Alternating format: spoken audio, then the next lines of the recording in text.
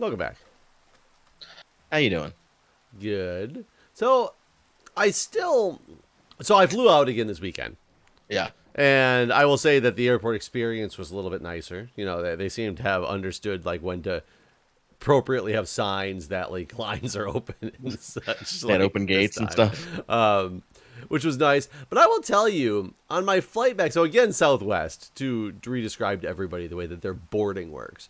You know, you get an A, B, or C boarding based on when you check in. And it's, you know, seats 1 through 30 or 1 through 60 on each letter. And you board and it's open seating. You get to, like, seat in whatever order that you actually got on the plane in based on your boarding pass number. And they usually line you up like A1 through 30 first, and then 31 through 60, and then the B's, and then the C's, you know, etc. Granted, in between the A's and the B's, they do some, like, you know, family boarding and things like that. So on the way there, I got like a 24 or something like that. And there was only, I think, about 25 or 30 people on the flight. But A1 through 15 are reserved for their priority people. And then a 15 and up is when it starts, like, the normal people. And they even announce that if you're boarding a 1 through 15, or you're pre-boarding for some other reason, like you're in a wheelchair or whatever and you need assistance, that you are absolutely not allowed to sit in the exit row. Okay. So on the way there, I was like A24 or whatever. So I was really short, which was great, and knew I was basically going to get, you know, a good exit row seat, which I did. I got the one that doesn't even have the seat in front of you again, so it was fantastic. And, like, everybody was, like, you know, peaceful, and nobody was cared, like, really when people boarded. It was very, like, just, you go ahead of me, no big deal. Like, you go first, you know. People just didn't, like, give a fuck, basically. Right. On the way back, I was A18. So the lowest I've ever been, because, you know, the lowest you can be is 15, or 16, because it's 1 through 15, it's the priority. So 16, 17, I was like the third person basically to check in, you know, online. They stopped doing normal boarding, and, like, last time I went, and it was just kind of like a free-for-all, which was weird. This time they were a lot more, like, Southwest has come out and said that they're only going to do boarding in 10 groups at a time instead of all, like, 30 or 60 people. They're just doing it in 10s. So first they announced A1 through 10, and then there was only like 2 people up in the priority boarding area. And then they jumped straight to A15 through 25, because if you didn't have 1 through 10, if you ran out of that, nobody's 10 through 15.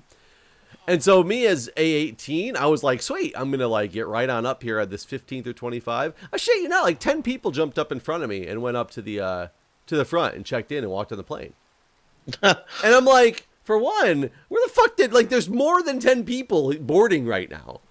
For another thing, like, you're supposed to be in number order, and nobody seems to care. What I've always found is that if you're, like, A30, you try to get anywhere in the A20 through 30 stanchions that are up there with the numbers on them, that people just try to jump in there. But hell, if you're A1, you better believe that you're gonna be, like, looking back at people and being like, oh, no, I'm ahead of you. Nope, I'm ahead of you. You know, type of deal. Like, people feel that. I found that very strange, that not only did people just not care and they just went up there anyway, but that the people at the gate didn't seem to do anything about it either. I find that to be the case always. I know that this is a different time, and so maybe things should be handled differently. But I that's been my experience with the airlines from day one, is that no one gives a fuck about this system. Like, I know Delta tried to combat it at one point, and I've only seen this in Atlanta, which is their hub, so I don't know if it ever made it anywhere else in the world. But there was a point where, Delta had made these little kiosks, like, this is a line that only is for first class, this is for zone 1, and there was separate lines, but Delta doesn't seat like Southwest anyways, with the whole numbered seating. But still, like, they tried to do that, but that I don't think that's stuck, because I haven't seen it anywhere outside of Atlanta.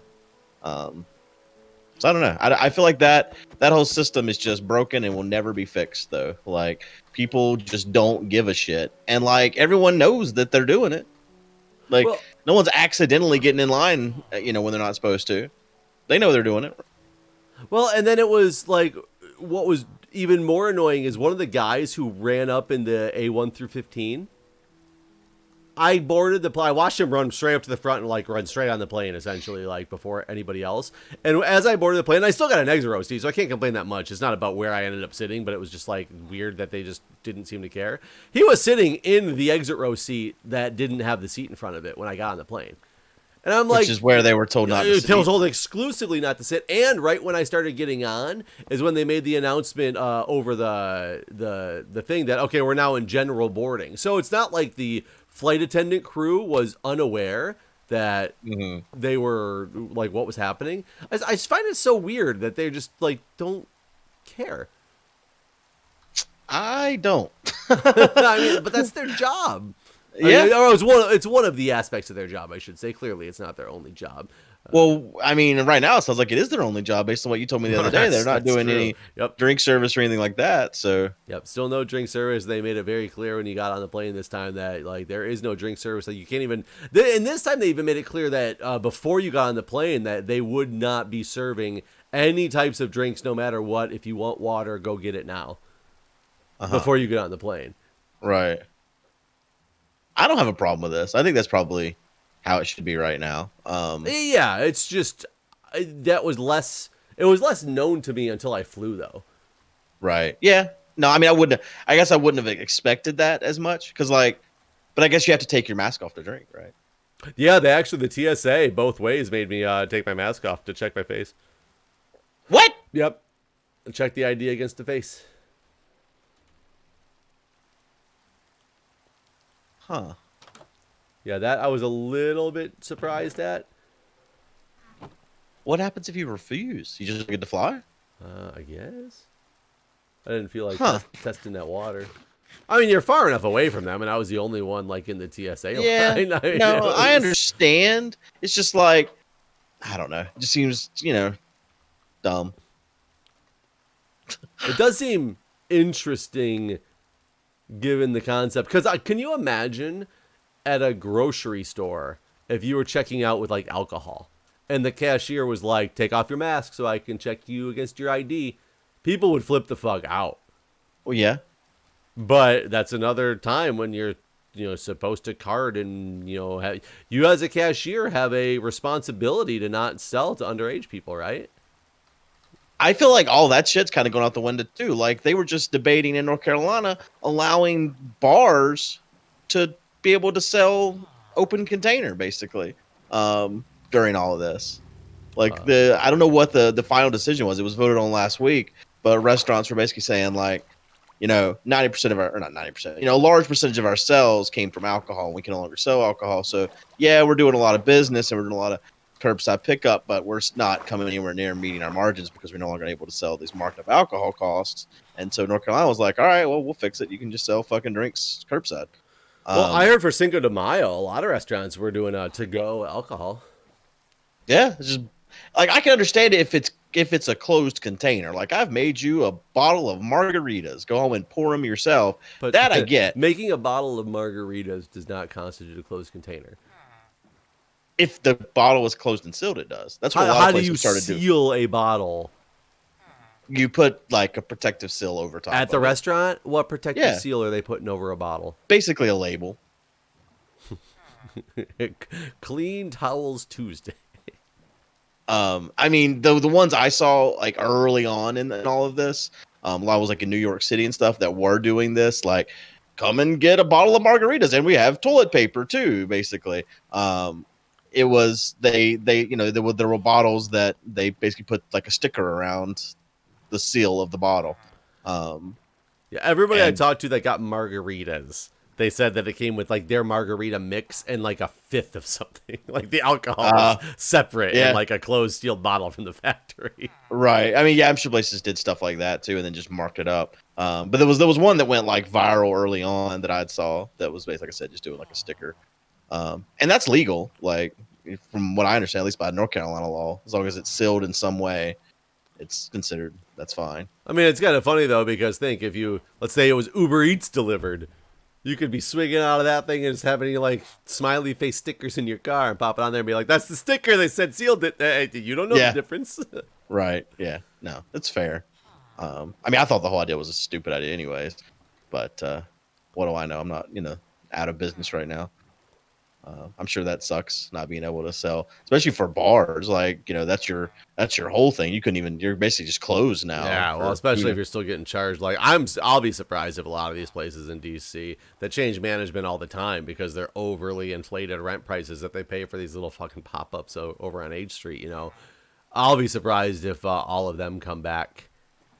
Oh yeah, I'm sure tons of places shut their doors for the last time at the start of all this, around here as well, because just what you're already like restaurants are already one of the hardest damn businesses to maintain.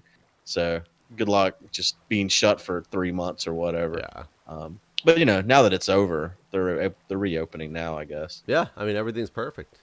Like, cause Yeah. is that phantoms I saw flying around by you? Could be. Oh no, it shouldn't be. I was just in bed. I was not in bed. Let me just open it up, flying around toward me. I'm back with villager number 2. Oh yeah, I forgot you were doing that. It's funny because I'm looking for iron right now to finish the stupid farm or sorting system. How much more do you need? I don't actually know. Quite a bit because it's all to make hoppers. I've used every bit of iron we have. Well, once I get the 3rd villager, I in theory have the hard parts out about oh god, don't die. Don't die, my friend. Got him like stuck in. There we go. So I had him stuck in the glass on top of the place that I'm storing him at. I think he stole my boat. He stole your boat? Oh, there it is. I got it back. Yeah, it like disappeared and then it wasn't in my inventory and I couldn't find it anywhere on the ground. I think it just took a minute for it to register in my inventory. These 2 guys look the same. You were asking what they were. I wasn't. Last episode you did. Oh, did I? You said, what kind of villagers are they? And I said, they're the people. I don't remember that. But that was a week ago, so lots happened. I mean, are you excited things are opening back up? Are you going to be? Nothing's changing for me. I'm not leaving my house. Actually, no, I'm more terrified about it because, like I told you a minute ago before the thing started, I got a text saying, hey, your daughter's friends having a birthday party next weekend. You gonna come? She did say, and this is someone that my daughter talks to regularly. Like, I know her mom and stuff. So like, it's actually my daughter's best friend. And she did say it's going to be a super small gathering, but I totally understand if you wouldn't feel comfortable coming. So there was at least some logic behind it, or some, she was at least rational about it. When she said super small, only 35 people. Yeah. I mean, but she did say, now that things are reopening, that was part of the message.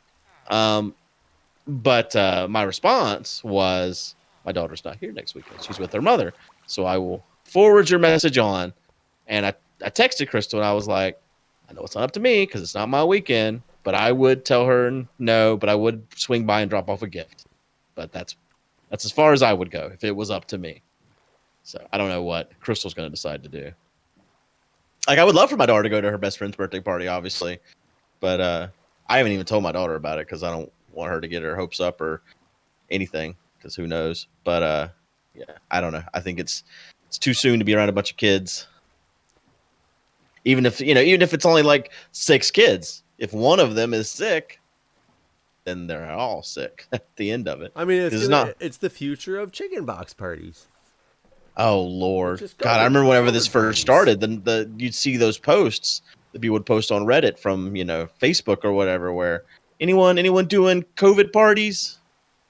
So this is actually a thing. And it's funny because we used to actually make that joke. We had a big, the relatively big party right when COVID kind of started to be a thing, but long before there was any thoughts of anybody going on like stay-at-home orders or anything like that.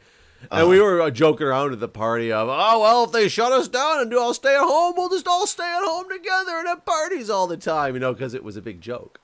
Yeah. And then it turned into what it turned into. And now I feel bad about joking about it because, at that time there was, the first like 5 cases in America or whatever it was. Right. Right. You kind of assumed the same thing that we saw with SARS was going to happen. Yeah. Right? We knew it was going to fizzle out and die. And right. Not killed 200 and some odd thousand people across the world thus far, and counting. Yeah. Well, it's a good thing we beat it. Yeah. Yeah. Because it's definitely done. Like I said, it's like war. It laid down the flag. It surrendered. Trump, Supreme Master. He has done it. He has saved us all. I do wonder what the next wave is going to be like, though. Wave of what? New disease. We'll call it COVID-20 We'll because call it's a it. new year. It'll start in January, and we can blame it on the Dems. Yeah. Damn Dems when they win. What's this? What's Obamagate? I don't know exactly what you're referring to. There's a Um, lot of things coming out. I know there's a lot of weird things coming out now where people are like determined that Obama committed treason for a bunch of stuff. Really? Yeah, and I was reading a Reddit. It was a Reddit post. It was clearly like in a political discussion, Reddit post, which you got to take with a grain of salt. But there was very overwhelming support for the fact that with all the new information that he did, officially commit treason. I'm trying to remember what the hell it was actually based on, and even if like it was Democrats and Republicans. It wasn't like it was very one-sided, but it was still like multiple parties speaking still. I guess whatever had come out, and I'm assuming this is what Obamagate is going to be referring to in the current saga is whatever that is. I'm assuming. So my understanding is that Obama spoke out about the response that Trump has given to coronavirus recently. Oh, and the fact that he was the first president to ever speak out against his predecessor or his successor. Right. And so, Mitch McConnell, like McGonagall from Harry Potter. Funny That's guy. pretty good. Mitch McConnell basically said he needs to shut his mouth, which that's pretty rich. Called him classless, which is again pretty rich. But I do know that Trump keeps saying, "Are you by bed by chance?" I am not. I'm deep in a cave looking for iron. It's just raining and dark out, and I was trying to pass the time. Well, time passes. I mean, it does. It just more slowly when you're bored and quarantined in this house. But yeah, Trump keeps referring to Obamagate in these press conferences, and whenever he's asked what it is Obama has done, his only response is, you know. Let me see, Obamagate. With Obama, I haven't actually done any research into this. I'm curious if this is just about what he finally orchestrated a plot to damage the incoming over the past. Oh yeah, so yeah, I think this is about the whatever people feel like Trump or that Obama did treason for, because it says Trump has tweeted and rallied about unproven claims that President Barack Obama in his final days in office orchestrated a plot to damage the incoming president. Yeah, it's apparently about the FBI surveillance that he allowed. Oh, that was never proven. That was never proven, but something happened in the last week that's made it a lot bigger news. And that thing that happened very well could just be, people talking about it in order to get, change the subject of what's happening. Like there might have been nothing new. It's just, you spin that narrative and you go. Right. Yeah, I mean, I'm anytime Trump Obamagate makes Watergate look small time, he said Monday. Okay. Trump pinned an Obamagate tweet to the top of his profile to promote a segment from Fox News. Host Tucker Carlson. Yeah, Trump was trying to entrap Michael Flynn, former national security advisor who pled guilty to lying to the FBI. You mean not Trump, but Obama? Or yeah, excuse me, Obama tried to do that.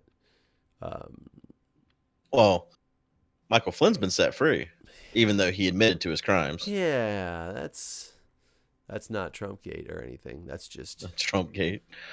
Why's everything got to be a gate? Because of Watergate. I mean, that's really what it comes down to. Yeah, it's weird though. I mean, it's not that weird. It's just like that was the first big one, so therefore everybody has that after it because that's what it's the reminder of that a big scandal. But the biggest presidential scandal is Watergate, and so everything becomes a something gate because it gives it credence that it was to the level of Nixon having to resign. Right. You did see the Supreme Court was hearing today whether or not the president's above the law. Oh yeah, what happened to that? I forgot. I don't know. It was still ongoing last I looked. It may not be decided today. Yeah, because that's about if they're gonna return his or if they're gonna put out his tax returns, right? Right. But it wasn't just that; it was other things too.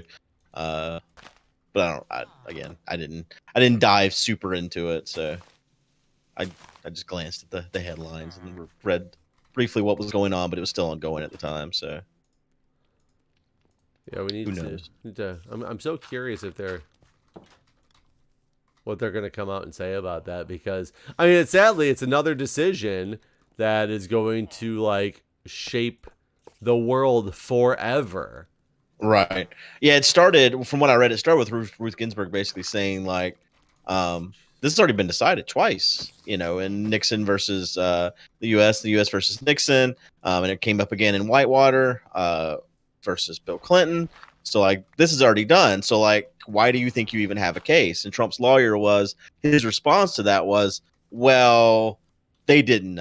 They didn't. They just complied with the orders and they didn't fight it. So it we're different because we're fighting. And the sad thing And is, with who people he's got in place, he's probably gonna win. nah, maybe a strong no, and then yeah. Yeah, I mean that is the problem. Is he's got the Supreme Court stacked in his favor, and that's It's not just completely stacked. He's only brought Kavanaugh on so far, right? no. He's brought on the other person as well. There was a second, but the person who he's brought on two so far. Has he brought him two? I didn't realize that. Now you're gonna make me question myself, but I am pretty sure he has brought on two. I guess there was the seat open whenever he took office, Right, because that they wouldn't let Obama fill for over a year. right. But for some reason I thought that was Kavanaugh. But was there one before that? Maybe there was. Yeah, I thought there was one guy who knew really early in his Donald Trump Supreme Court candidates. Yeah, you might be right. Scalia. He nominated Neil Gorsuch. Yeah, Neil Gorsuch first, and then Kavanaugh. Okay. Well, I forgot about that completely. Yeah, I mean, it wasn't nearly as controversial. I mean, it should have been because of the fact that Obama tried to put someone in the seat for so long. Well, and I think Obama eventually conceded because he realized that it was like, what it looked like. The problem is Trump doesn't give a fuck what it looks like. He's going to put somebody in, and that's a Ruth Bader Ginsburg, however you pronounce her name. Her being in the hospital this last week or whatever, that's some scary shit, because if she dies anytime before December, that Trump's putting somebody in immediately. Yeah. No, they were actually talking about that recently because they brought up the fact, well, wait, what about whenever Obama still had time? And McConnell said that was completely different. Yeah, of course it was. A year that they wouldn't let him nominate somebody. They blocked his nomination. And I think Obama just eventually conceded that, it wasn't going to happen. And I don't think anybody realized the gravity of, what we were really in for. I think a lot of people did. I remember it was being super big in the news because of the fact that, we knew the future did not look great. It looked bleak. Is that what you Yeah. No one knew how bad things were going to get, though. Right. No one could have guessed. And half the people watching our video still don't think it's bad. They think we're overreacting.